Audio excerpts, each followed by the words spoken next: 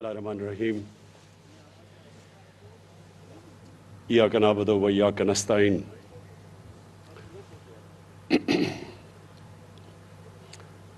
جناب Usman Buzdar, federal ministers, provincial ministers, members of parliament, خواتین و حضرات، جب میں پہلی دفعہ 18 سال کی عمر میں برطانیہ گیا تو مجھے پہلی دفعہ ایک فلاحی ریاست کو دیکھنے کا موقع ملا۔ ہمارا ملک بنا تھا ایک عظیم خواب جس کا نام پاکستان تھا، اور جس کی آبجیکٹو ریزولوشن میں یہ لکھا ہوا تھا کہ پاکستان نے ایک اسلامی فلاحی ریاست بننا تھا۔ تو یہاں تو نہیں نظر آئی فلاحی ریاست، لیکن جب میں برطانیہ گیا تو پہلی دفعہ میں نے ایک فلاحی ریاست دیکھی، اور مجھے خود بھی کئی دفعہ 2-3 دفعہ ہاسپٹل جانا پڑا، ایمرجنسی میں کوئی چوٹیں لگیں، تو میں نے دیکھا کہ انسانیت کیا ہوتی ہے۔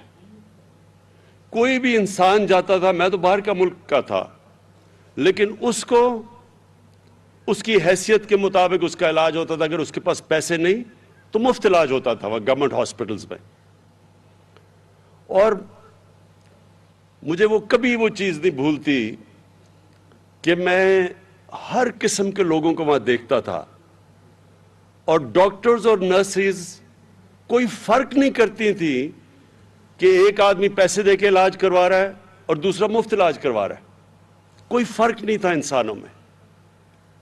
میری جب والدہ بیمار ہوئی تو میں ان کو برطانیہ لے کے گیا، تو ان کا جو ڈاکٹر تھا اس نے نیشنل ہیلتھ کے ہاسپٹل میں ان کا علاج کر رہا تھا،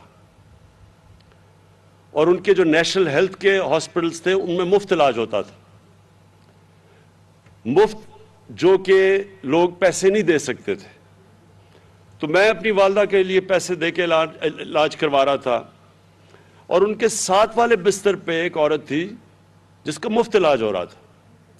تو میں مسلسل دیکھا کہ ڈاکٹرز اور نرسز کوئی فرق نہیں کرتی تھی ان کے بیچ میں۔ تو یہ یاد رکھیں، میں اپنی قوم کو بار بار ایک چیز سمجھاتا ہوں کہ ہمارے نبی کو رحمت للعالمین کہتے تھے۔ اللہ نے قرآن میں ان کو رحمت للعالمین بنایا تھا، سب انسانوں کے لیے رحمت بن کے آئے تھے۔ اس کو اگر ایک قدم آگے لے جائیں تو جو بھی ان کی سنت پہ اور ان کے راستے پہ چلے گا، اللہ کی رحمت ان لوگوں کے اوپر آئے گی۔ تو میں نے تو اپنی آنکھوں سے دیکھا کہ وہ ملک جو ہمارے دین والے تو لوگ نہیں وہاں، لیکن میں نے اللہ کی برکت دیکھی ادھر۔ وہاں اس طرح کے حالات نہیں جو ہمارے ملک میں، کیونکہ وہ مدینہ کے ریاست کے زیادہ قریب ہے ہمارے سے۔ اسکینڈینیویا چلے جائیں، وہاں اور زیادہ قریب ہیں، برطانیہ سے بھی بہتر فلاحی ریاست ہے، لیکن آپ اپنی 50 سے اوپر مسلمان ملک ہیں، اور مجھے زیادہ تر موقع ملا ان مسلمان ممالک میں جانے کا، اور مجھے افسوس سے کہنا پڑتا ہے کہ شاید ہی وہاں کوئی فلاحی ریاست میں نے دیکھی ہے۔ تو مجھے اس کے ایک محمد عبدو، بہت بڑا مسلمانوں کا عظیم اسکالر تھا، عالم تھا، تو وہ آج سے کوئی 150-125 سال پہلے جب یورپ گیا تو اس نے مصر واپس آ کے کہا کہ یورپ میں مجھے مسلمان تو نہیں نظر آئے، لیکن بڑا اسلام نظر آیا،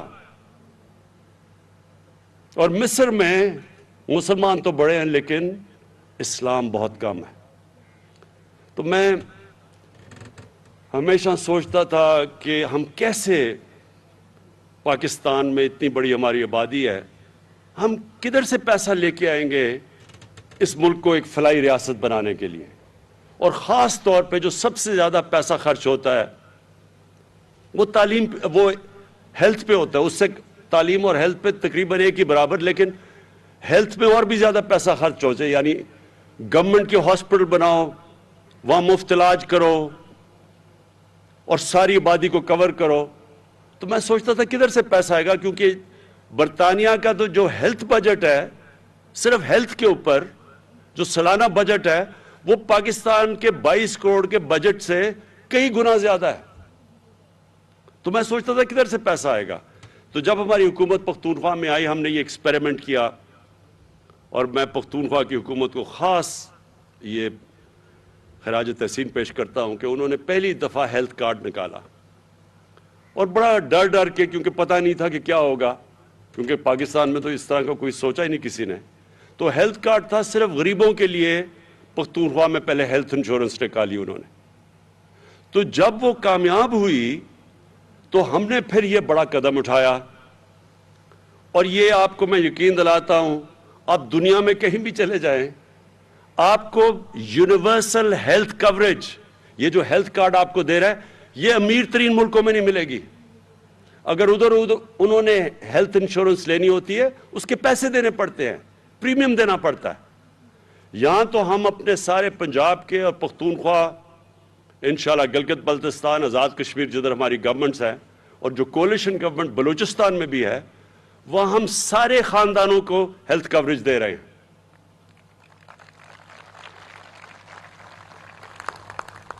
تو یہ میں ذرا آپ کو دوسری چیز بتاؤں کہ اس سے اب کیا ہوگا. ابھی ہمارا مسئلہ کیا ہے پاکستان میں؟ پہلے تو ہمارے پاس اتنا پیسہ ہی نہیں کہ اتنے زیادہ ہاسپٹل بنائیں جدھر ساری عوام تک ہم پہنچ سکیں. ہماری آبادی اتنی تیزی سے بڑھی ہے کہ وہ جتنی ہماری آبادی ہے اس کے لیے اگر ہم پورے ہاسپٹلز بھی بنا دیں, اور پھر جو پیسہ ہاسپٹلز کو چلانا, وہ ہم کر ہی نہیں سکتے پورا. ہمارے پاس کبھی بھی اتنا پیسہ نہیں آئے گا کہ ہم ہاسپٹل بھی بنائیں, ہم پھر وہاں دوائیں بھی دیں, ڈاکٹرز کی بھی فیس دیں, نرسز بھی دیں, جو پیرامیڈیکل سٹاف ہے اس کے لیے بھی تنخواہیں دیں. ہمارے پاس پیسہ اتنا آ ہی نہیں سکتا. اگلے 5 سال میں تو نہیں آ سکتا, اس کے بعد انشاءاللہ آ بھی سکتا ہے, جو پاکستان میں اللہ نے نعمتیں بخشی ہیں. تو تب میں نے یہ جو ہیلتھ کارڈ ہے, اب یہ ایک کئی چیزیں اللہ کی طرف سے انسان جب کوشش کر رہا ہوتا ہے تو اس کے اوپر سے مدد آتی ہے. تو اس سے اب کیا ہوگا؟ جو مسئلہ سب سے بڑا اس وقت ہمارے اکثریت عوام کو ہے کہ دیہاتوں کے اندر, چھوٹے شہروں میں, وہاں ہمارے جو ڈسٹرکٹ ہاسپٹلز ہیں, میں نے اتنی دفعہ دیکھا وہاں ڈاکٹرز ہی نہیں ہوتے. وہ بیچارے وہاں سے دور سے لوگ سارے ڈویژن ہیڈ کوارٹرز کے ہاسپٹل میں آتے ہیں, اور وہاں اتنی زیادہ لوگ آ جاتے ہیں کہ وہاں ایک بستر پہ 3 لوگوں کو سلانا پڑتا ہے. بچے آپ دیکھیں, چھوٹے بچوں کو وہاں 3 بچے ایک بستر پہ ہیں, اور کئی دفعہ انفیکشنز ہوئی ہوتی ہے اور وہ ایک ہی بستر پہ, کیونکہ جگہ ہی نہیں ہے ہسپتالوں میں. تو تھوڑے سے ہاسپٹل میں زیادہ تر لوگ پہنچ جاتے ہیں, اور جو پیسہ خرچ کر رہی ہے حکومت ڈسٹرکٹ ہاسپٹلز میں, وہ خالی پڑے ہوتے ہیں کیونکہ وہاں ڈاکٹرز ہی نہیں جاتے. تو یہ جو اب ہیلتھ کارڈ ہے, یہ کیا کرے گا؟ اب چھوٹے سے چھوٹے بھی شہر کے اندر پرائیویٹ سیکٹر جائے گا ہاسپٹل بنانے, جو پہلے نہیں جاتا تھا. پرائیویٹ سیکٹر صرف بڑے شہروں میں ہاسپٹل بناتے ہیں کیونکہ وہ سمجھتے ہیں چھوٹے شہروں میں پیسے ہی نہیں لوگوں کے پاس.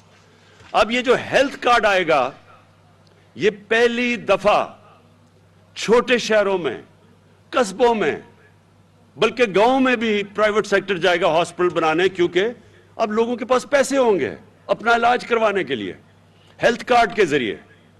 تو انشاءاللہ یہ ایک سارے پاکستان میں خود ہی ہیلتھ کوریج پہنچ جائے گی. دوسرا, ان سرکاری ہاسپٹلز میں جدھر ڈاکٹرز نہیں جا رہے, جدھر کام نہیں ہو رہا, ظاہر ہے مریض تو وہاں نہیں جائیں گے, مریض ادھر جائیں گے جس پرائیویٹ ہاسپٹل میں جدھر ان کو علاج مل رہا ہے. تو اب یہ گورنمنٹ ہاسپٹلز میں پریشر پڑ جائے گا. جب دیکھیں گے, گورنمنٹ دیکھے گی کہ ہاسپٹل میں کوئی آ ہی نہیں رہا, تو وہ پوچھے گی کہ کیوں نہیں آ رہا جناب. وہ ڈاکٹرز کی پوچھ گاچھ ہوگی جو اب تک نہیں ہوتی. اور یہ آپ دیکھنا کہ ساری پاکستان کے ہیلتھ سسٹم میں انشاءاللہ ایک انقلاب آئے گا, اور آپ کی دیکھتے دیکھتے انشاءاللہ آئے گا. میری آج بات یاد رکھنا. دوسری چیز, یہ ہم کب کر رہے ہیں سارے پنجاب میں, اور یہ سن لیں پھر سے, کبھی اس ملک کی تاریخ میں کبھی اتنا پیسہ عوام کے اوپر کسی نے خرچ کیا ہی نہیں ہے. 400 ارب روپیہ پنجاب خرچ کر رہی ہے ہیلتھ کارڈ پہ.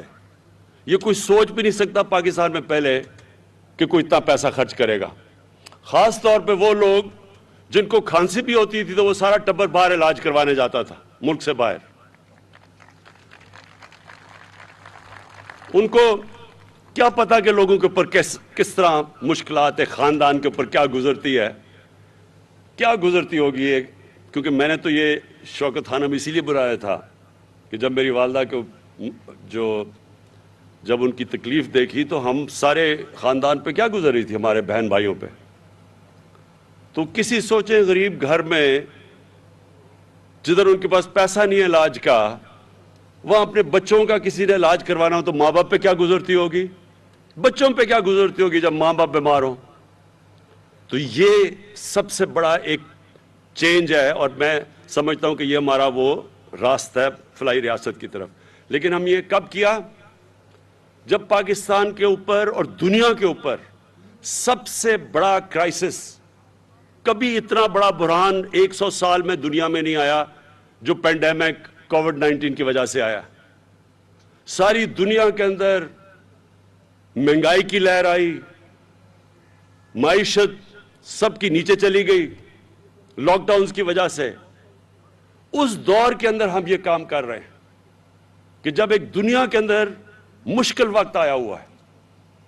اور میں یہ بھی آج کہنا چاہتا ہوں اور اپنی گورنمنٹ کو، اپنی ٹیموں کو مبارک دینا چاہتا ہوں کہ جو ابھی خسرو بختیار نے بات کی کہ اکانومسٹ میگزین جو دنیا کی اکانومیز کا جائزہ لیتی ہے، جو ایک کریڈیبل بلو چپ میگزین سمجھی جاتی ہے اکانومیز کے اوپر، دنیا کی معیشت کے اوپر جو ان کے اوپر تبصرے کرتی ہے، اس کے مطابق پچھلے 3 سال میں کرونا کووڈ کے دوران پاکستان وہ ملک تھا جو ٹاپ 3 پوزیشنز میں 3 سال مسلسل، ساری دنیا میں وہ ملک جو اوپر کی 3 پوزیشنز میں آیا ہے. میں کئی دفعہ اپنے صحافیوں کو بھی کہتا ہوں کہ تنقید تو بہت اچھی چیز ہوتی ہے. تنقید تو ایک جمہوریت کا خون ہوتا ہے، لیکن تنقید بھی جب آپ کریں تو اس کو بیلنس کریں. ہر جگہ میں سنتا ہوں نااہل گورنمنٹ، یہ خیر اپوزیشن سے ان سے کیا امید لگائی جا سکتی ہے، انہوں نے تو کہنا ہی ہے کہ نااہل حکومت. لیکن نااہل حکومت ٹاپ 3 پوزیشنز پہ دنیا کے اندر کس طرح آ گئی، یہ کیسے آ گئی؟ ٹاپ 3 پوزیشن پہ کا مطلب ایک ہے اکانومسٹ کا نارملسی انڈیکس، کہ اس کے باوجود جس ملک نے اپنے لوگوں کو بہترین طریقے سے کرونا سے بھی بچایا اور اپنی معیشت کو بھی بچایا، تو وہ جو ملک دنیا میں ٹاپ 3 پہ آ سکتا ہے وہ کتنا نااہل ہوگا. اس طرح تو آپ کو دعا کرنا چاہیے کہ اور بھی لوگ اس طرح کے نااہل ہوں. اور دوسرا بلومبرگ، یہ بھی ایک انٹرنیشنل میگزین ہے جو ساری دنیا کی اکانومیز کا جائزہ لیتی ہے. بلومبرگ کے مطابق جو اگلے 10 سال میں جو پاکستان کی اکانومی سسٹینیبل ڈیولپمنٹ پہ چلی گئی ہے، یعنی پچھلے 10 سال سے اب تیزی سے اوپر جا رہی ہے. یہ بلومبرگ کا تجزیہ ہے. پھر ورلڈ بینک نے ویریفائی کیا ہے کہ پاکستان کی جو ابھی خسرو نے جو بیج بھی پہنا ہوا ہے کہ جو ہماری معیشت کی گروتھ ہوئی ہے یعنی دولت میں اضافہ ہوا ہے وہ 5.37% ہے. تو اگر اتنی بری حکومت کر رہی تھی تو یہ کس طرح، یعنی یہ وہ ہے جو نون لیگ نے 5ویں سال میں یہاں پہنچی تھی قرضے لے کے، خسارے بڑے بڑے کر کے. ملک کو جو کرنٹ اکاؤنٹ ڈیفیسٹ ہوتا ہے وہ پاکستان کی تاریخ کا سب سے بڑا خسارہ تھا. ہم نے یہ 5.37% کیا، سب سے کم کرنٹ اکاؤنٹ ڈیفیسٹ کو ختم کر کے، خسارے کو ختم کر کے کیا ہے. اس لیے بلومبرگ کہہ رہی ہے کہ ملک صحیح راستے پہ نکل گیا. اور اس کے علاوہ بھی دنیا پاکستان کی جو کلائمیٹ چینج جو اس وقت سب سے جو آگے سمجھ رہی ہے کہ دنیا کا بہت بڑا مسئلہ آ رہا ہے گلوبل وارمنگ کا، اس میں پاکستان کو لیڈر مانا جاتا ہے کہ ہم دنیا میں سب سے آگے ہیں. क्लाइमेट चेंज में बोरिस जॉनसन बर्तानिया के प्राइम मिनिस्टर ने यूनाइटेड नेशंस में पाकिस्तान का नाम लिया कि यह मुल्क सबसे बेहतर काम कर रहा है क्लाइमेट चेंज की तरफ। हमारा जो एहसास प्रोग्राम है वो वर्ल्ड बैंक ने एक्नॉलेज किया कि दुनिया में चौथे नंबर पे सबसे बेहतरीन एहसास प्रोग्राम है। तो ये मैं वो बातें कह रहा हूं जो आप अपने मोबाइल के ऊपर चेक कर सकते हैं। अब तो बड़ा आसान है, गूगल करें कि क्या मैं सच बोल रहा हूं या नहीं बोल रहा। तो ये दुनिया की वो मुल्क, दुनिया की क्रेडिबल ऑर्गेनाइजेशंस पाकिस्तान के मुतल्लिक क्या कह रही हैं। हमारे जो पिछले 2 सरबराह गुजरे हैं पिछले 10 साल में, इनके ऊपर भी वैसे दुनिया बड़ा तबसरा करती थी। इनके भी दुनिया की बड़ी बड़ी मैगजीन्स में, अखबारों में इनके नाम आते थे। इनके ऊपर बीबीसी की दोनों डॉक्यूमेंट्री बनी थी, दोनों सरबराहों के ऊपर। लेकिन वो बनी थी कि इन्होंने किस तरह पाकिस्तान का पैसा चोरी किया, ये कितने करप्ट हैं। इनकी करप्शन की दास्तानें बाहर आती थी। कभी इनकी तारीफ नहीं की कि इन्होंने मुल्क का क्या फायदा करवाया है। और अब तो खैर एक गिनीज बुक ऑफ रिकॉर्ड्स में एक और चीज आने लगी है कि मकसूद चपड़ासी के पास 4 अरब रुपया उसके बैंक अकाउंट में कैसे आ गया। ये सारी दुनिया अब हैरान होगी कि 10,000 रुपया जो तनख्वाह लेता है आदमी, वो ये शहबाज शरीफ के बेटे की शुगर मिल के अंदर उसके बैंक अकाउंट में 4 अरब रुपया यानी कि 400 करोड़ रुपया कैसे पहुंच गया। जब आप इनकी तय में जाएंगे तो आपको पता चलेगा कि हमारा मुल्क क्यों नहीं उधर पहुंच सका जिधर इसको पहुंचना चाहिए था। अल्लाह ने इस मुल्क में हर किस्म की नेमत दी है, लेकिन अगर आप फैक्ट्री के ऊपर भी एक डाकू को बैठा देंगे, वो फैक्ट्री भी बैंकरप्ट हो जाएगी। ये जो बड़े बड़े खसारे हैं, ये हर उन मुल्क को आप उठा के देख लें जो गरीब मुल्क है। मैं आपको आज दावे से कहता हूं कि एक एक दुनिया में मकरूज और गरीब मुल्क देख लें जिधर गुर्बत ज्यादा है। हर जगह उधर इसी तरह के डाकू मुल्क के ऊपर बैठ के पैसा चोरी करके मुल्क का पैसा बाहर लेके जा रहे होंगे। कभी भी कौम इसलिए गरीब नहीं होती कि उसमें वसाइल की कमी है। कभी कौमें गरीब नहीं होती वसाइल की कमी से। स्विट्जरलैंड है ही नहीं वहां वसाइल। कोई बताए कि वो कैसे दुनिया का सबसे खुशहाल खित्ता है। क्योंकि स्विट्जरलैंड में कानून की बालादस्ती है। स्विट्जरलैंड में कोई सोचता ही वहां कोई चोरी नहीं है, कोई कब्जा ग्रुप नहीं है, कोई वहां उनका सरबराह की जरूरत नहीं है कि मुल्क का पैसा चोरी करके बाहर लेके जाए। इदारे मजबूत हैं। और ये हमारी अब स्ट्रगल है मेरे पाकिस्तानियों। हमारी जो स्ट्रगल है वो इस मुल्क को एक कानून की बालादस्ती के ऊपर खड़ा करना है, एक फलाई रियासत बनाना है जो कि अपने कमजोर तबके को ऊपर उठाएगी। और मदीना की रियासत में इन्हीं 2 उसूलों के ऊपर वो एक कौम खड़ी हुई थी जिसने दुनिया की इमामत की थी। वही 2 उसूल थे। कानून के ऊपर कोई नहीं था, कानून की बालादस्ती थी, सब कानून के नीचे थे। और दूसरा, दुनिया की तारीख की पहली फलाई रियासत बनाई गई थी। और इन उसूलों पे पाकिस्तान को खड़ा होना चाहिए था। तो अल्लाह का शुक्र है कि हम उस रास्ते पे निकल चुके हैं। पहला हमारा ये बहुत बड़ा एक एहसास प्रोग्राम है, एक कामयाब जवान प्रोग्राम है। और अब ये जो हेल्थ कार्ड है, ये सारा एक पाकिस्तान को फलाई रियासत की तरफ लेके जा रहा है। और दूसरा जो हमारा मुकाबला ये डाकुओं के टोले से है, और इनका सबसे बड़ा मसला यह है कि कानून के नीचे अपने आप को नहीं लाना चाहते। ये चोरी करें तो जी हमें एनआरओ दे दो, गरीब बेचारा चोरी करे तो वो जेल में।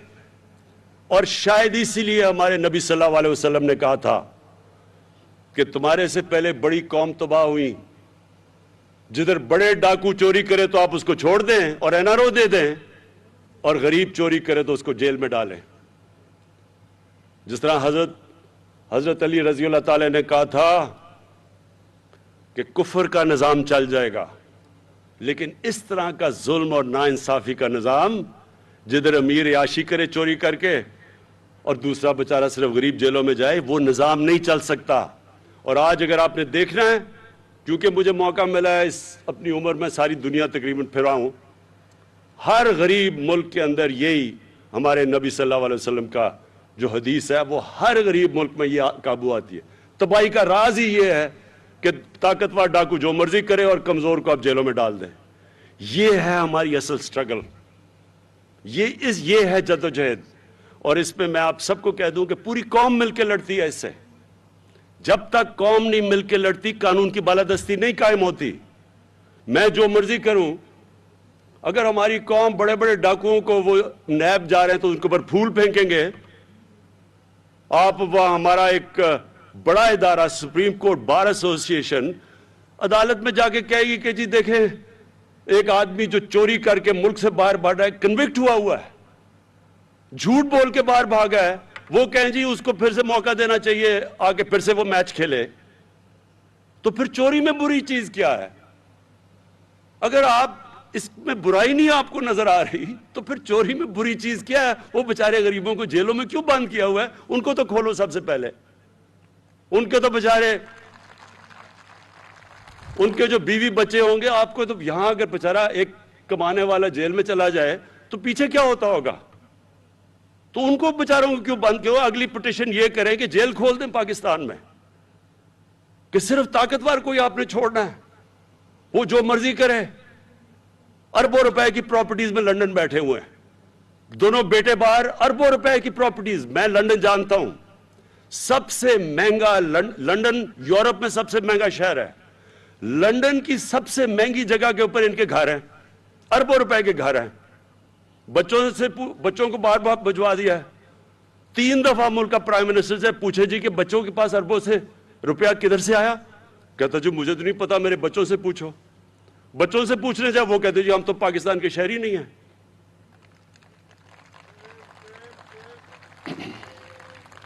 تو میرے باولپور کے شہریوں، میں آج بڑی مجھے خوشی سے آپ کے سامنے یہ ہیلتھ کارڈ لے کے آیا ہوں، اور میں یہ بھی آپ کو بتا دوں کہ انشاءاللہ جو ساؤتھ پنجاب کا ہم نے آپ سے وعدہ کیا تھا، یہ پہلی ہماری، باقیوں نے بھی آپ سے وعدہ کیا ہے، لیکن انشاءاللہ یہ حکومت وہ آپ کا وعدہ پورا کرے گی، اور وہ اس لیے کرے گی کہ میرا ایمان ہے کہ ساؤتھ پنجاب کے لوگوں سے ناانصافی ہوئی ہے، ان کو شیئر نہیں ملا، ان کا نہ نوکریوں میں شیئر ملا، نہ جو ان کا حق تھا کہ جو ان کے آبادی کے تحت جو ان کو شیئر ملنا چاہیے تھا بجٹ میں، نہ وہ ملا۔ اور انشاءاللہ یہ ناانصافی اب ختم ہوگی۔ ہم نے ابھی بھی چینجز کر دیے ہیں، جو ابھی بھی پیسہ آ رہا ہے اب ساؤتھ پنجاب پہ خرچ ہو رہا ہے وہ کبھی پہلے نہیں ہوا، اور انشاءاللہ یہ جو میں اگلی باری آپ سے جب ملاقات ہوگی میں ساؤتھ پنجاب کا جو سیکریٹریٹ ہے اس کی اوپننگ کے لیے آؤں گا۔ شکریہ۔